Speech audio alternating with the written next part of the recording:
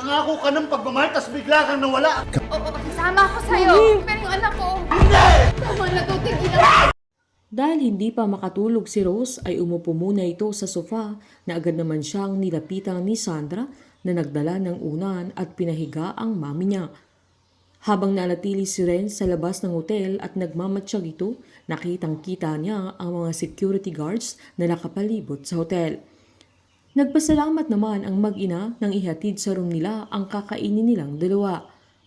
Giniit ni Sandra na sana ay makapag-out of town na din sila na hindi laging ganoon na kailangan nilang magtago dahil lamang kay Renz.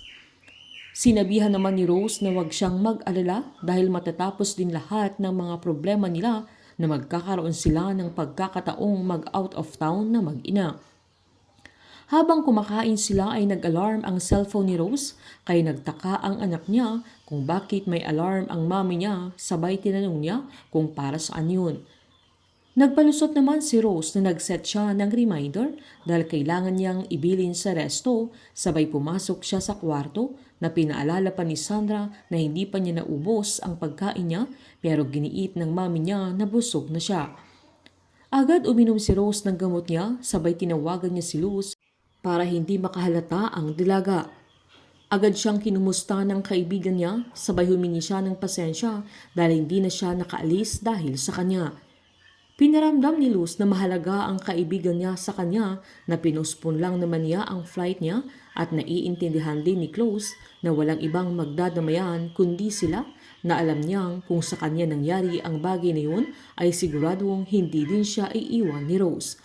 Dahil dito ay nagpasalamat naman si Rose na pareho silang nagulat nang nabitawan ni Sandra ang platong hawak niya na agad-agad pinuntahan ni Rose na ninervyos siya na humingi naman ng sorry ang dalaga dahil nadulas sa kamay niya ang hawak niyang pinggan. Habang pumunta naman sila Barry, Arthur at Jerry sa bahay ni Renz habang wala si Vanjie na nagbaka sakali silang may makita silang sign na pumunta doon si Renz na saktong wala din ang ina niya doon. Nang nasa bahay naman si Matt ay chinek niya ang monitor niya dahil nakakonect sa laptop niya ang mga CCTV sa hotel nila habang tinabihan naman siya ni Christina. Nagkunwaring tinanong ni Christina kung wala pa ring balita kay Renz na agad namang sinabi ni Matt na nagtatago pa din ang mga staff sa hospital na sumundo kay Renz na nagkunwari pa si Christina na nag-aalala siya na walang kamali-malay si Matt na si Christina ang nagbayad sa mga ito. Napatanong pa si Christina na paano kung may ginawa ng masama si Renz sa mga ito na agad namang sinabi ni Matt na may nakakita kay Renz na sumakay siya sa isang kotse pero hindi nila nakuha yung plate number na nagkunwari pa si Christina sabay sinabing may sumundo sa kanya. Agad sinabi ni Matt na halatang may tumutulong kay Renz na pinasigurado niyang mahahanap din nila ang binata pati ang mga tumutulong sa kanya sabay umalis na siya kaya naging balisa si Christina. Pupuntahan naman ni Vanjie sila Matt dahil maging siya ay hindi niya alam kung saan nagtatago ang anak niya.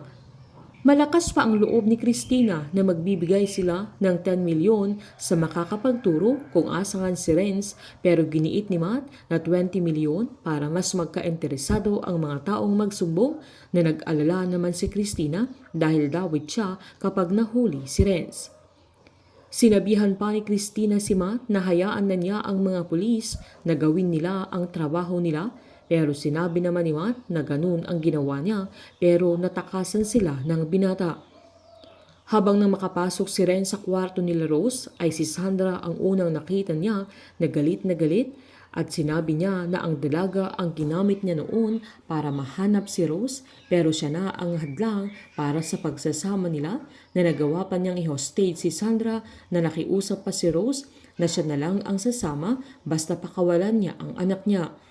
Nang makuha ni Renz si Rose ay agad niyang pinakawalan si Sandra kaya tumakbo din ang dalaga at kinuha niya ang baril na binigay ng daddy niya kaya tinutok niya kay Renz. Inago naman ng binata ang baril kaya nag-agawan sila pero nagtulungan sila Rose at Sandra sa sandaling yan. Makukulong ulit si Renz pero maiisahan na naman niya ang mga pulis maging ang hospital kung saan dinala si Rose. Painit ng painit ang mga tagpo, sabay-sabay po nating subaybayan ang advance episode at ang nalalapit na pagtatapos ng Unbreak My Heart dito po sa aking channel. Patuloy lamang pong manood at mag-subscribe para ma-update po kayo sa mga susunod na episode. Marami pong salamat.